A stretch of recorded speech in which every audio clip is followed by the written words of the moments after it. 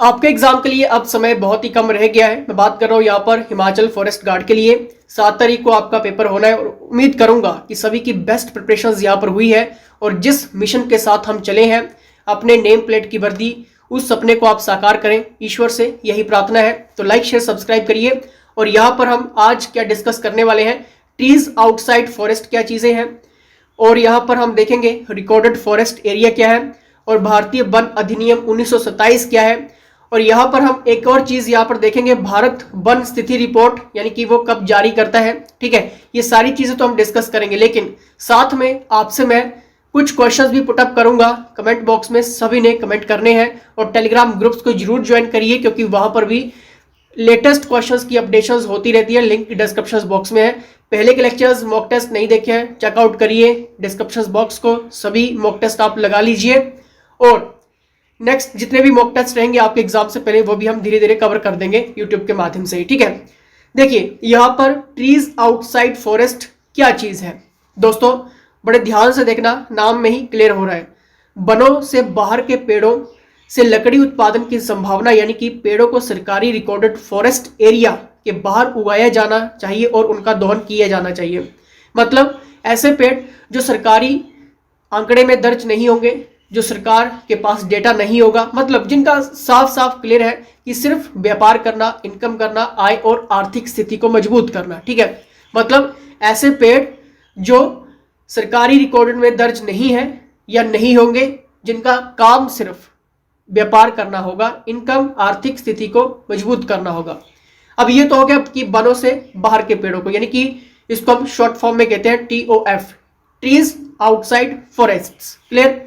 अब देखिए recorded forest area. अब ये रिकॉर्डेड फॉरेस्ट एरिया क्या है ये भी मैं आपको बता देता हूं। सरकारी अभिलेख में वन के रूप में दर्ज सभी भौगोलिक क्षेत्रों को संदर्भित करता है। इसमें आरक्षित वन यानी कि रिजर्व्ड फॉरेस्ट और प्रोटेक्टेड फॉरेस्ट शामिल है, जिन्हें भारतीय वन अधिनियम 1927 के प्रावधानों के तहत गठित किया गया है। अब देखिए आप सभी हिमाचल से हैं और जंगल सभी ने देखे होंगे। मुझे नहीं लगता कि किसी ने आज तक जंगल नहीं देखा होगा। जंगल में आप गए होंगे और आपने एक चीज देखी होगी कि कुछ पेड़ों के ऊपर नंबरिंग की जाती है। वो क्यों की जाती है?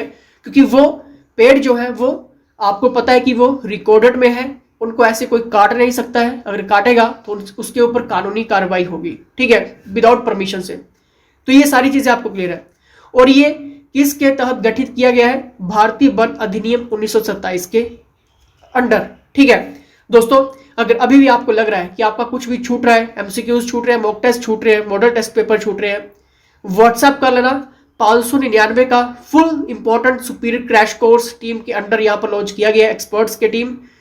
यहां से आपका एक भी क्वेश्चन नहीं छूटेगा अगर आप इस 599 के कोर्स को ज्वाइन करते हैं। ठीक है, ये चैलेंज है, ये दावा है।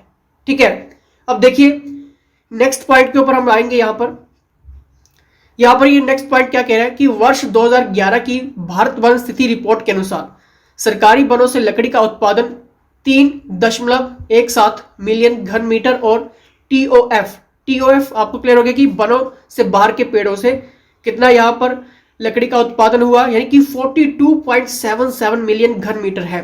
ठीक है, तो आप देख लीजिए भारत वन स्थिति रिपोर्ट यानी कि ISFR केंद्रीय वन एवं जलवायु परिवर्तन मंत्रालय के तहत एक संगठन भारतीय वन सर्वेक्षण FSI द्वारा द्विवार्षिक रूप से जारी की जाती है, यानी कि जो रिपोर्ट है वो 2 वर्षों में की जाती है। अब देखिए आपने मुझे क्या बताना है, एक चीज बतानी है। अब आपसे मैं कुछ क्वेश्चंस यहाँ पर पुटअप करने वाला हूँ। पहला क्वेश्चन आपसे मैं ये पुटअप करूंगा कि first time world environment day कब मनाया गया था? ध्यान से सुनिए क्वेश्चंस क्या पूछ रहा हूं मैं। पहला वर्ल्ड एनवायरमेंट डे कब मनाया गया था और उसकी थीम क्या थी? चलिए कमेंट करिए, उसकी थीम क्या थी? थीम भी पूछा जाता है, स्लोगन एक ही बात है। ठीक है, और दूसरा क्वेश्चन आपके लिए है, ये आपने कमेंट करने हैं। किस देश ने 2021 में वर्ल्ड एनवायरमेंट डे होस्ट किया? किस देश ने वर्ल्ड एनवायरमेंट डे होस्ट किया 2021 में? ये सेकंड क्वेश्चन आपके लिए रहेगा। और थर्ड क्वेश्चन आपके लिए रहेगा वर्ल्ड एनवायरमेंट डे 2021 की थीम क्या थी? ये आपने मुझे करने हैं कमेंट। ठीक है, देखते हैं कितने क्वेश्चंस आपके सही होते हैं। क्या अभी भी आपको लग रहा है कि कुछ क्वेश्चंस छूट रहे हैं? मैंने पहले भी कहा है कि कोर्स ज्वाइन कर लेना। एक भी क्वेश्चन नहीं छूटेगा आपके एग्जाम के लिए। परीक्षा हॉल में जाने से पहले व्हाट्सएप करके पूरी जानकारी ले लेना। अब देखिए यहाँ पर एक और चीज मैं क्लियर करवाता हूं कि गोंडा वर्मन केस ये काफी हाईलाइटेड है। 1966 दोस्तों, गोंडा वर्मन केस 1966 में उच्चतम न्यायालय ने वन क्षेत्रों में पेड़ों की कटाई पर रोक लगा दी थी, जिससे लकड़ी के घरेलू उत्पादन में कमी आई है। अब देखिए गोंडा वर्मन केस आपको इसलिए सिर्फ सिंपली से याद रखना कि केस कई बार पूछ लिया जाता है, ठीक है। तो ये क्योंकि हाईलाइटेड है टॉप 10 मैगजीन्स में भी, तो पूछ ली जाता है कई बार, तो आपको याद रखना है। चलिए यहां पर नेक्स्ट डिस्कस करते हैं भारतीय वन नीति। तो हमने देख ली 1927, हमने अच्छे से रीड कर ली, लेकिन यहां पर अभी जो नियम लागू है वो कौन सा है? 1988। वर्तमान में भारत में राष्ट्रीय वन नीति 1988 लागू है, जिसके केंद्र में पर्यावरण संतुलन एवं आजीविका है। अब देखिए यहाँ पर आजीविका की भी बात हुई है और पर्यावरण संतुलन की भी बात हुई है, यानी कि ये दोनों चीजें ही यहाँ पर रखी गई हैं और इसकी कुछ मुख्य विशेषताएं हैं और इसका जो लक्ष्य है वो इंपॉर्टेंट है और डायरेक्ट क्वेश्चन यहीं से बनता है। देखिए पहला पॉइंट आपको याद रखना है कि पारिस्थितिकी संतुलन के संरक्षण एवं पुनर्निर्माण के माध्यम से पर्यावरण स्थिरता का रखरखाव करना। आपको क्लियर है कि बजट में स्पेशल यहाँ पर पर्यावरण एनवायरनमेंट के लिए यहाँ पर बजट जो है वो केंद्र सरकार ने रखा था। मौजूदा प्राकृतिक विरासत का संरक्षण करना है, उनको बचाना है। नदियों, झीलों एवं जलाशयों के जल ग्रहण क्षेत्रों में मिट्टी के अपरदन एवं अनाच्छादन की जांच करना है। राजस्थान के रेगिस्तानी इलाकों एवं तटीय इलाकों में रेत के टीलों की विस्तार की जांच करना है। वनों की कटाई एवं सामाजिक वानिकी के माध्यम से वन वृक्ष क्षेत्र को लगातार बढ़ाना है। अब देखिए यहाँ से जो क्वेश्चंस बनेंगे मैं आपको क्लियर करवाता हूँ। हिमाचल प्रदेश की जो सरकारी स्कीम्स थी वनों से रिलेटेड, अगर आपने वो लेक्चर्स नहीं देखा है डिस्क्रिप्शन बॉक्स चेकआउट करना। हमने कम से कम 4 से 5 सालों की स्कीम जो सिर्फ हिमाचल सरकार की थी उसके ऊपर भी लेक्चर्स क्रिएट किया था, लिंक डिस्क्रिप्शन बॉक्स में डाल दूंगा, उसको भी चेकआउट कर लेना, ठीक है। राष्ट्रीय आवश्यकताओं को पूरा करने के लिए वनों की उत्पादकता को बढ़ाना है। वन उपज के कुशल उपयोग और लकड़ी के इष्टतम उपयोग को प्रोत्साहित करना है। रोजगार के अवसर पैदा करना है और महिलाओं की भागीदारी यहाँ पर बढ़ाना है। तो ये क्या कहता है?